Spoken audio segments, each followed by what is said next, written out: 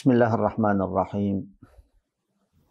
Innal hamdalillah nahmaduhu wa nasta'inuhu wa nastaghfiruh wa na'udzu billahi min shururi anfusina wa min sayyiati a'malina. May yahdihillahu fala mudilla lahu wa may yudlil fala hadiya lahu. Asyhadu an la ilaha illallah wahdahu la syarika lahu wa asyhadu anna Muhammadan 'abduhu wa rasuluh. Addal amanata wa saddaqa birrisalati wa kashafal ghummata wa nasahal ummah wa tarakana 'alal mahajjatil bayda lailuha kanahariha la yajibu anha illa halik. Fasalawatu rabbi wa salamuhu 'alal mab'uuthi rahmatan lil 'alamin basyira wa nadhira wa da'iyan ila Allahi bi'idhnihi wa sirajan munira. Amma ba'du. Assalamu alaikum warahmatullahi wabarakatuh. Mga masugid naming tagapakinig at tagapanood ng ating mga series na lectures na pinamagatang Bangsamoro Religious in National Unity. Mga giliw naming mga Bangsamoro, sumainyo ang kapayapaan, awa at mga biyaya ng Allah subhanahu wa ta'ala. Nabanggit natin ang kabilang sa mga values na upang sa gayon ay makamit natin o makapagtatag tayo ng maganda at maayos na samahan natin ng mga Bangsamoro. At ngayon mga kapatid, babanggitin natin ang isa sa mga nabanggit ng mga ulama sa ating episode na ito, na ikalabing walo na episode natin mga kapatid. Ang kabilang sa mga nabanggit ng mga ulama na mga katangian na ito ay kabilang sa mga qiyam o kaya ay mga values sa ating pananampalatayang Islam at sumasang-ayon sa standard na values o kaya ay human values. Ang mga values na ikalulugod sa atin ng Allah subhanahu wa ta'ala. Ibig sabihin sa pamamagitan nito mga kapatid ay makamit natin ang pagkalugod ng Allah subhanahu wa ta'ala, ang pagmamahal sa atin ng Allah subhanahu wa ta'ala. As-sifatud dalla ala hubbillahi subhanahu wa ta'ala. Sabi ng mga ulama, Inna Allah idha ahabba abdan ja'ala fihi min sifatihi ar-rahmata wal maghfirata wal imana wal taqwa wal ata wal hubba wal wafa'a wal karama wal birra wat tawasul. Ibig sabihin mga kapatid, kapag sabi ng mga kabilang sa mga ulama, kapag malugod daw ang Allah subhanahu wa ta'ala sa mga tao, sa isang tao, isa sa kanyang mga alagad, kapag malugod sa kanya ang Allah subhanahu wa ta'ala, ay gawin siya ng Allah subhanahu wa ta'ala o gawin sa kanya ng Allah subhanahu wa ta'ala itong mga katangian o napakagandang mga katangian. So, ibig sabihin magiging values, isa sa mga qiyam niya, mga values niya, itong mga binanggit natin mga kapatid. Unang-una ay ar-rahma, ang pagiging maawain, ang pagpapatawad, at ang iman, pananampalataya, at ang tinatawag na taqwa, at ang tinatawag na ata, pagbibigay o pamimigay, at ang tinatawag na al-hubbu wal mahabba, ang pagmamahalan sa isa't isa, at ang pagmamahal, wal wafa, at ang pagsakatuparan, pagtutupad o pagtupad sa mga dapat na tuparin. Al-karam, ang pagiging tagapagbigay, yung pagiging mapagbigay. Wal bir, ang pagiging mabuti. Wat tawasul, at pagiging magiging marunong siya makitungo, ika nga, o magkaroon sa kanya ang tinatawag na magandang komunikasyon sa lahat ng mga tao. Nabanggit natin mga kapatid, unang-una ang awa, ang tinatawag na rahma. Sa huling episode natin, nabanggit natin ang Suratul Fatiha. Ihdinas siratal mustaqim. O Allah, patnubayan mo kami sa matuwid na landas. Kapag binabanggit natin ang ihdinas siratal mustaqim, kailangan may sa puso natin, may sa isip natin na tayo ay gumagawa at nananalangin at nagnanais ng mabuti para sa ating mga sarili at hindi para lamang sa ating mga sarili, bagkus ay para din sa mga kapwa natin na mga tao. Ngayon mga kapatid, kapag binibigkas natin ang Fatiha, Alhamdulillahi Rabbil Alamin, Ar-Rahmanir Rahim. Ano ang ibig sabihin ng Ar-Rahmanir Rahim? Mal farqu bayna Ar-Rahmani war-Rahim? Ar-Rahman, Ar-Rahim. Alam natin mga kapatid na ito ay lahat ay nagmula sa tinatawag na Ar-Rahmah, ang mercy o awa. Pero ano baga ang pagkakaiba nito? Bakit mayroong Ar-Rahman, isa sa mga matataas na katangian ng Allah subhanahu wa ta'ala, at bakit mayroon ding Ar-Rahim, isa din sa matataas na katangian ng Allah subhanahu wa ta'ala? Ar-Rahman min ar-Rahmah, rahmatun ammatun, o rahmatin ammatin li jami'il makhluqat.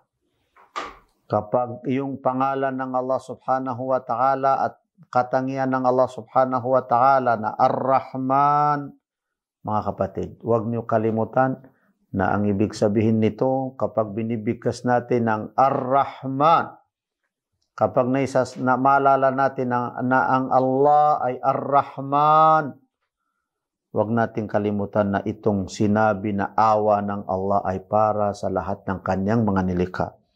Hindi para lamang sa atin ng mga Muslim, bagkus ay para sa lahat ng mga nilikha ng Allah subhanahu wa ta'ala. Hindi para lamang sa atin ng mga tao, bagkus ay para sa lahat ng mga nilikha ng Allah subhanahu wa ta'ala. Ang Allah ay maawain sa lahat ng sa kanyang mga nilikha. So tayo pa nga na mga nilikha lamang ng mga tao ang hindi maawa sa mga nilikha, sa mga kapwa natin na nilikha rin ng Allah subhanahu wa ta'ala. Ar-Rahman, Ar-Rahim min ar-Rahmah. Rahmatin khasatin bil mu'minin. Rahim, awa ng Allah subhanahu wa ta'ala.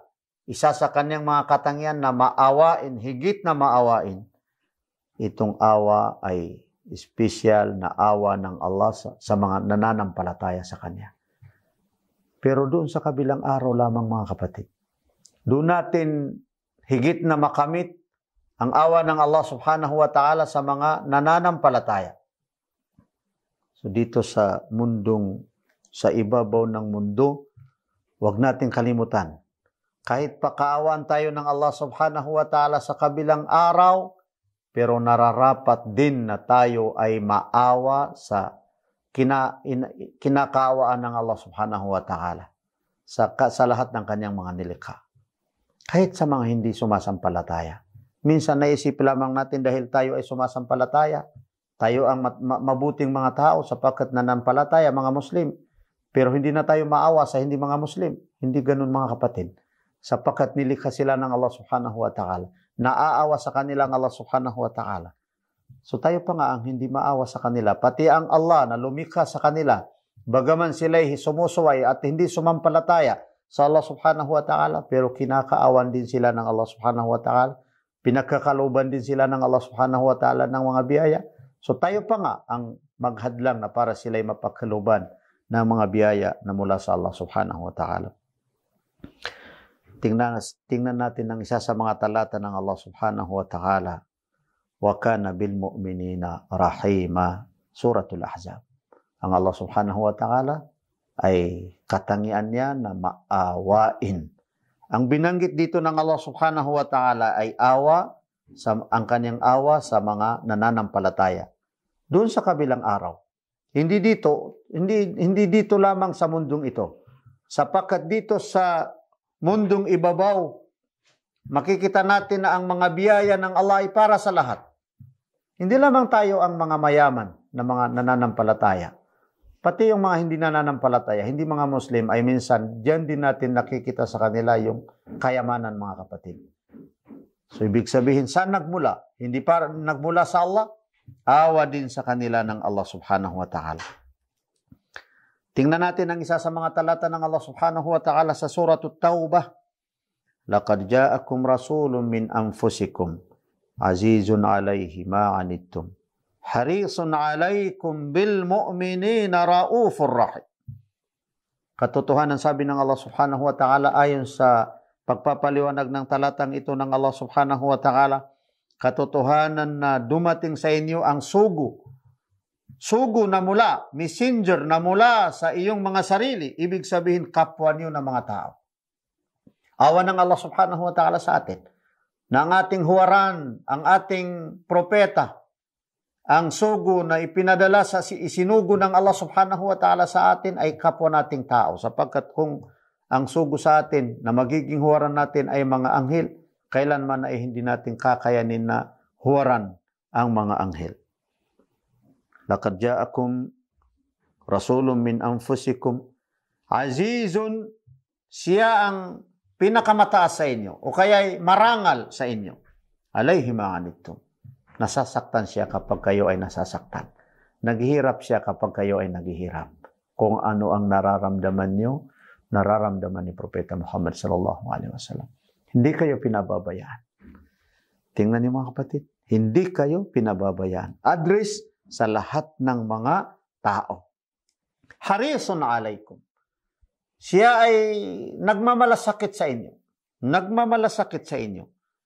Bil mu'minina raufur rahim, at sa mga nananampalataya. So, tingnan niyo. Unang mga sinabi ng Allah subhanahu wa ta'ala ay pangkalahatan. Awa ng Allah subhanahu wa ta'ala sa lahat ng kanyang mga nilikha. Sa lahat ng mga tao. Masakit sa kanya ang masakit sa kapwa niyang mga tao.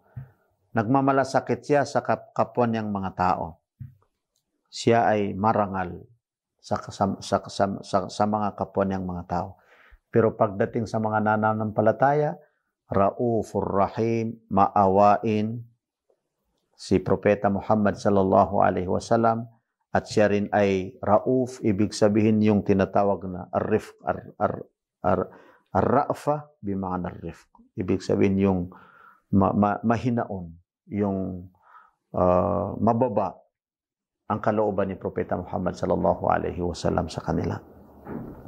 فَبِمَا رَحْمَةٍ مِّنَ اللَّهِ لِنْتَ لَهُمْ وَلَوْ كُنْتَ فَظًّا غَلِيظَ الْقَلْبِ لَانفَضُّوا مِنْ حَوْلِكَ. Surah Al-Imran.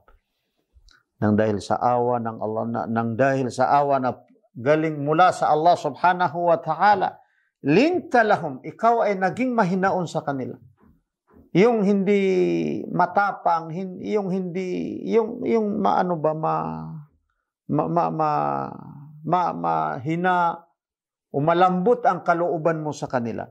Walau kunta faddan ghalidhal qalbi, o Muhammad, kung ikaw ay magiging magsalita at matigas ang kalooban mo sa kanila, hindi ka makitungo sa kanila ng maayos at mabuti at hindi mababa ang kalooban mo sa kanila, lanfaddu min hawlik, katiyakan na sila'y magsialisan. Hindi ka nila tatanggapin. Hindi sila sumunod sa iyo. Kailangan natin, mga kapatid, na mga nangangaral, ang ipakita natin ang pagiging mahinaon, ipakitanda natin ang pagiging maawain sa lahat ng mga tao. Sabi ni Propeta Muhammad sallallahu alaihi wasallam, sa ito sa napakagandang mga hadith na i-remind natin sa mga sarili natin, na ito ay hadith na muttafaqun alayh, ibig sabihin ay napagkasunduan ni Bukhari at saka si Muslim. Wa innama yarhamullahu min ibadihi ar-ruhama. Katotohanan, sabi ng Allah subhanahu wa ta'ala, Katotohanan, sabi ni Propeta Muhammad sallallahu alaihi wasallam, nakaawaan ng Allah subhanahu wa ta'ala mula sa kanyang mga alagad ang sinuman sa kanila ang mga maawain. Irhamu man fil ard, yarhamukum man fis sama. Maawa kayo sa mga nasa lupa at kaawang kayo ng nasa langit, ang Allah subhanahu wa ta'ala. Yaqulu Ibnu Utsaimin rahimahullah, innama yarhamu. Innama huna adatu hasrin. Yung pagsabi na innama dito sa hadis ni Propeta Muhammad sallallahu alaihi wasallam ay adatu hasrin.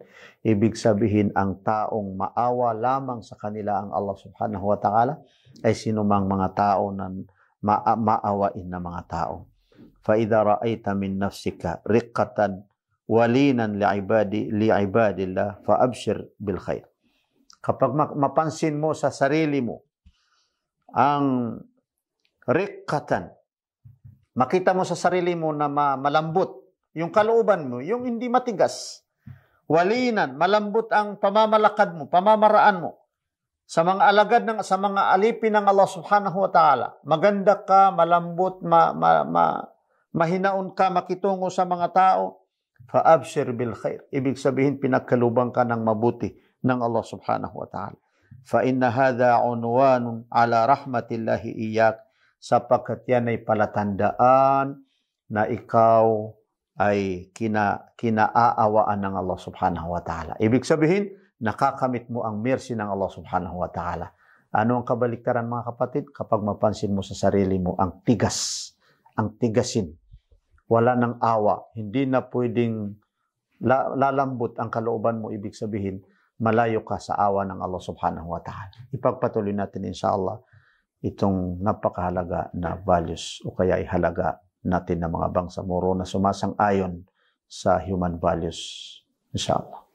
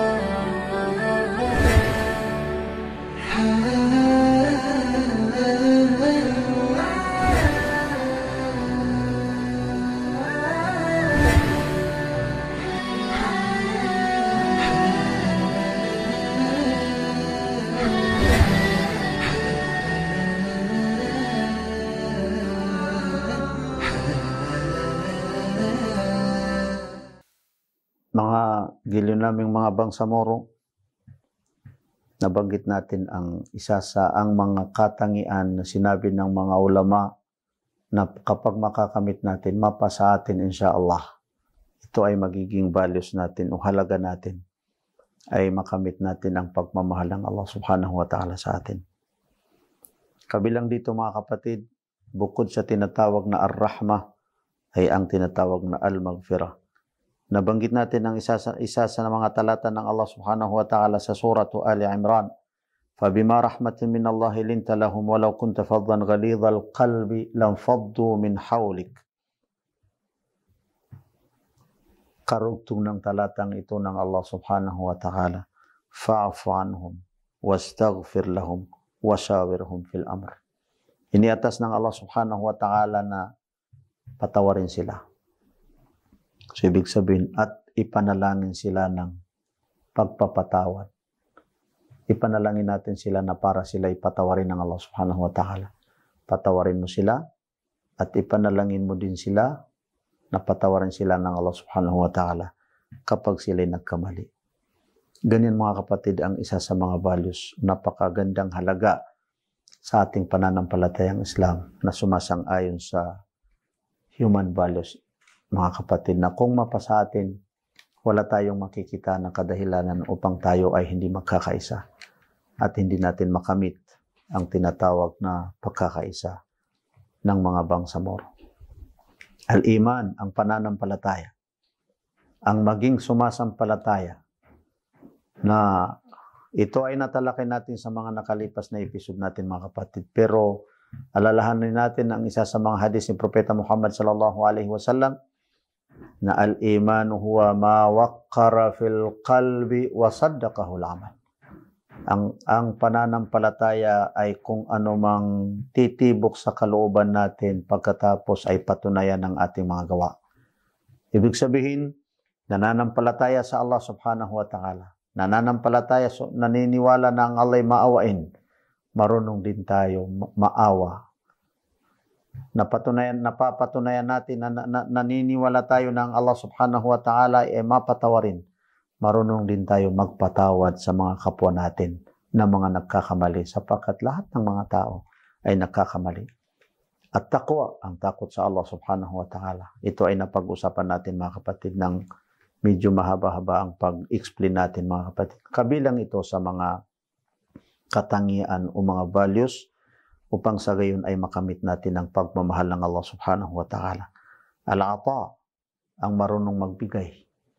Hindi lamang marunong magtanggap, kundi marunong din magbigay.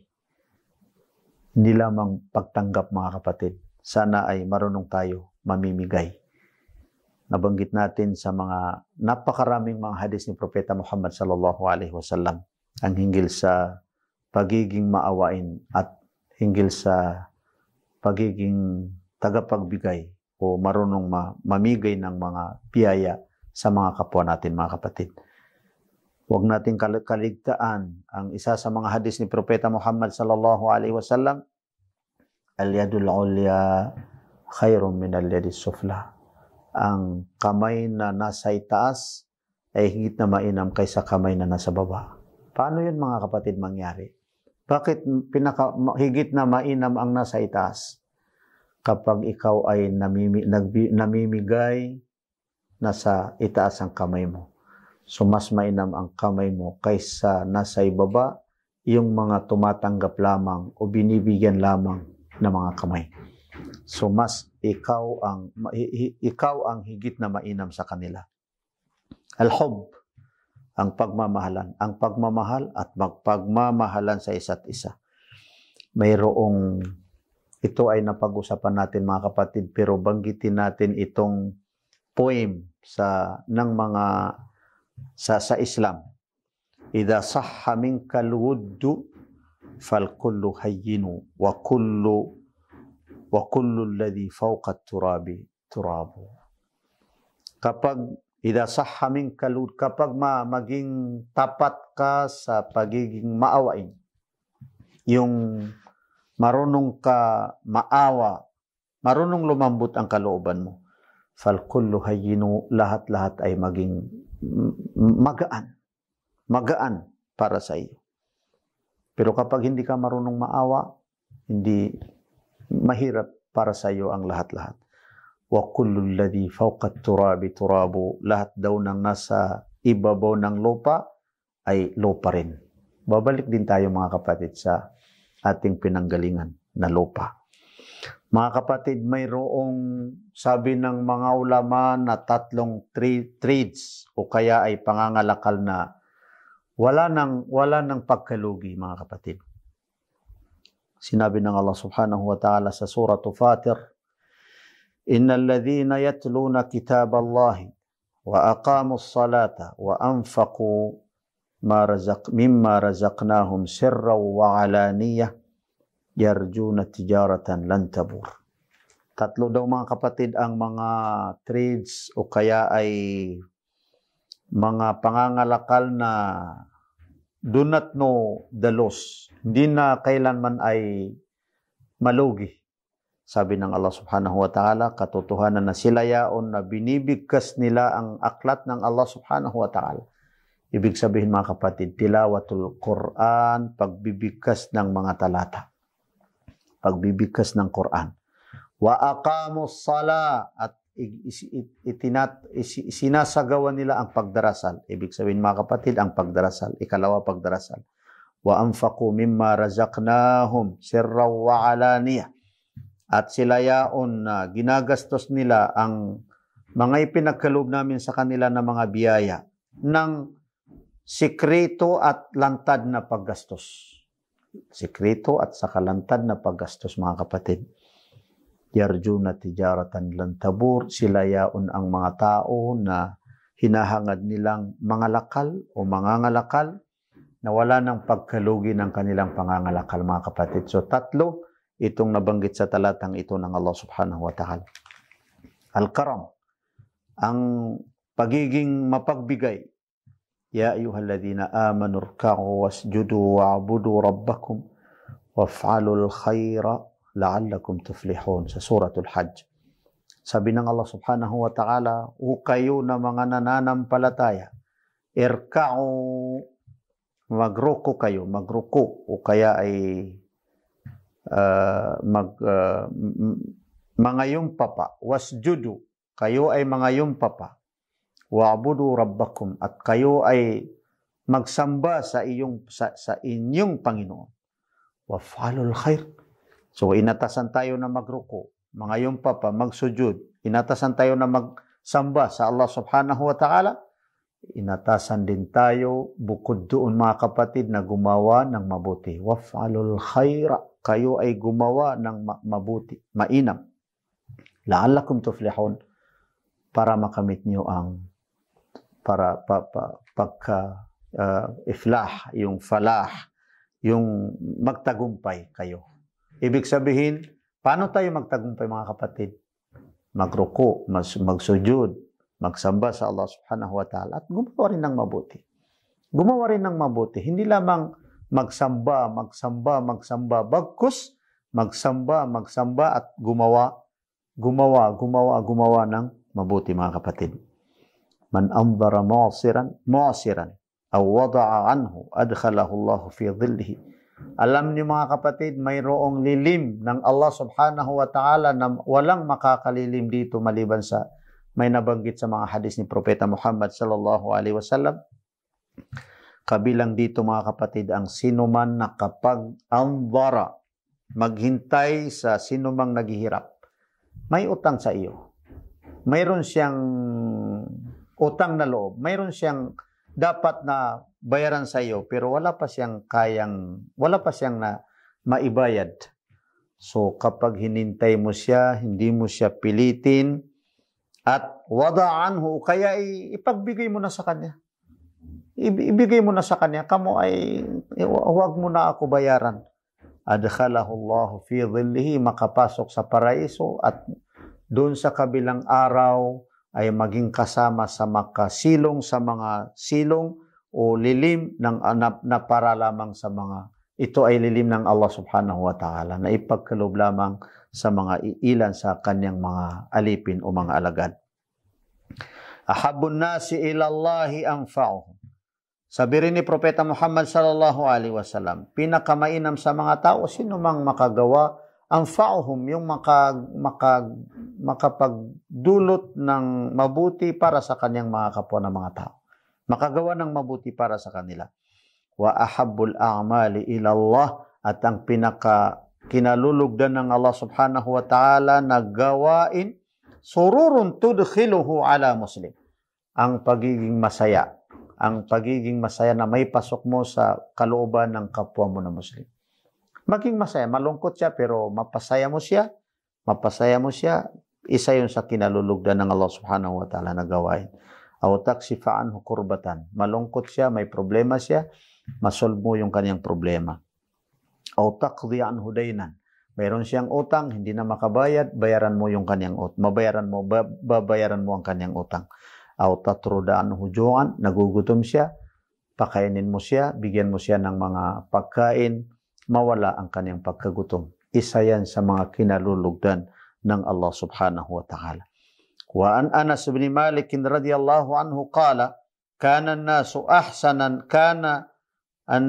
an-nabiyyu sallallahu alayhi wa sallam ahsanan nasi wa ajwadan nasi wa asja'an nas. Si Propeta Muhammad sallallahu alaihi wasallam daw ang pinakamainam sa mga tao, ang kanyang kaugalian. Si Propeta Muhammad ang pinakamaawain sa mga tao. Si Propeta Muhammad sallallahu alaihi wasallam ang pinakamatapang. Pinakamatapang pero pinakamaawain at pinakamainam ang kanyang mga kaugalian. Albir, mga kapatid. Ang pagiging mabuti, mga kapatid. Banggitin natin ang talata ng Allah subhanahu wa ta'ala sa isa sa mga talata ng Allah subhanahu wa ta'ala sa suratul Baqarah. Yas'alunaka 'anil ahillati qul hiya mawaqitu lin-nasi wal hajj. Wa laysa al-birru bi an ta'tul buyuta min dhuhuriha walakinnal birra man ittaqa wa'tul buyuta min abwabiha wattaqullaha la'allakum tuflihun. Nagtatanungan ang mga tao, nag-usap-usap sila at sila'y nagtatanungan sa isa't isa. Ano ba itong mga buwan? Para sa ano itong mga buwan? Sabi ng Allah subhanahu wa ta'ala, sabihin mo Muhammad na yan ay mawaqitu linnasi wal hajj. Yan ay mga panahon para sa mga tao at panahon ng pag-hajj. Diyan na, kung wala yung mga buwan, yung mga 12 na buwan, hindi natin alam kung kailan tayo mag-hajj. Halimbawa, walaysa albirru bi an ta'tul buyuta min dhuhuriha. Hindi daw mabuti ang kayo ay dumating sa inyong mga bahay at pumasok sa inyong mga bahay, doon pa kayo dadaan sa likod ng inyong mga bahay. Walakinnal birra man ittaqa. Ang mabuti daw na tao ay sino mang may takot sa Allah subhanahu wa ta'ala. Wa'tul buyuta min abwabiha. Kayo ay pumasok sa inyong mga bahay, doon na kayo pumasok sa mga pintuan ng inyong mga bahay. Hindi doon pa sa likod ng inyong mga bahay. Wattaqullaha la'allakum tuflihun. Katakutan niyo ang Allah subhanahu wa ta'ala upang sa gayon magtagumpay kayo. Mga kapatid, itong talata ng Allah subhanahu wa ta'ala, sabi ng isa sa mga pantas na si At-Tabari, ito daw ay ibinunyag ng Allah subhanahu wa ta'ala para sa mga tao, na dahil ang paniniwala nila kapag makasuot sila ng ihram, hindi daw sila pwedeng pumasok sa bahay nila doon sila papasok sa pintuan ng kanilang mga bahay. Kinakailangan daw na doon sila sa kabila pumasok, doon sa likod ng kanilang mga bahay. Isa sa mga nabanggit na ito ay ibinunyag ng Allah sa kay Rafa' ibn Tabut. Kabilang ito sa mga Ansar o mga lalaki na galing sa Madina, sapagkat ayon sa kanyang paniniwala, kapag siya dumating sa bahay, hindi agad na pumasok sa pintuan, bagkus ay iikutin niya muna ang kanyang bahay. Hindi yun daw ang pagiging mabuti. Pero ang pagiging mabuti ay ang may takot ka sa Allah subhanahu wa ta'ala. Albirru huwa tawassu'u fi at-ta'ati wa a'malil khairi wa qila al-ihsanu wa kamalul khairi wal abraru hum rijalu sidqin wa khairin wa ihsanin wa islah. Ang mabuti daw na tao, ang pagiging mabuti daw ay siya yung malawak ang kanyang pagsunod sa Allah subhanahu wa ta'ala at pagsagawa ng mga mabuti. Siya yung mga gumagawa ng mga mabuti. At ang mga taong mabuti daw, abrar, mabubuting mga tao, sila daw ay yung mga taong tapat na mga tao sa kanilang pagsasalita. Sila daw yung mga taong gumagawa ng mabuti sa mga kapwa nilang mga tao. Sila daw ang mga taong umaayos sa pamamagitan ng mga taong hindi nakakasundo. Mga kapatid, kinakailangan natin itong mga katangian. Ayon sa nabanggit ng mga ulama, kabilang sa mga katangian na ikalulugod sa atin ng Allah subhanahu wa ta'ala ay ang tinatawag na at-tawasul. Inshallah ay pakinggan nyo mga giliw naming mga bangsamoro sa susunod na episode natin inshallah. Wassalamu alaikum warahmatullahi wabarakatuh.